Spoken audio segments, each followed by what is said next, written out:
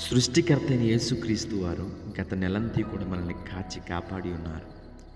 అందుని బట్టి సమస్త మహిమ ప్రభునికి కలుగునుగాక. చాలామంది జీవితాల్లో తలపెట్టిన ప్రతి పనిలో అపజయాన్ని చూస్తూ, వెళ్ళిన ప్రతి మార్గంలో అడ్డంకులు ఎదురయ్యి, ఏం చేయాలో తోచక, ఎటు వెళ్తే నా జీవితం క్షేమంగా ఉంటుందో తెలియక చాలా సతమతమవుతూ తలదించుకుని బ్రతుకుతూ ఉంటారు. అటువంటి వారికి ప్రభు ఇస్తున్న వాగ్దానం, యెహోవానగు నేనే మీకు పరిశుద్ధ దేవుడును, ఇశ్రాయేలు సృష్టికర్తకు నేనే మీకు రాజును, సముద్రంలో త్రోవ కలగజేయువాడును, వడిగల జలముల్లో మార్గము కలగజేయువాడును. నిజమే, ప్రభువు మనకి మన జీవితాలకి మార్గాన్ని కలగజేస్తాడు. చీకట్లో, శ్రమల్లో, అనేకమైన ఇబ్బందుల్లో ఉన్న మన జీవితాలకి త్రోవను చూపించి చక్కటి మార్గంలో నడిపించేవాడు మన పరమ తండ్రి యేసుక్రీస్తు వారు. అట్టి వాగ్దానం మన జీవితంలో నెరవేర్చబడునుగాక.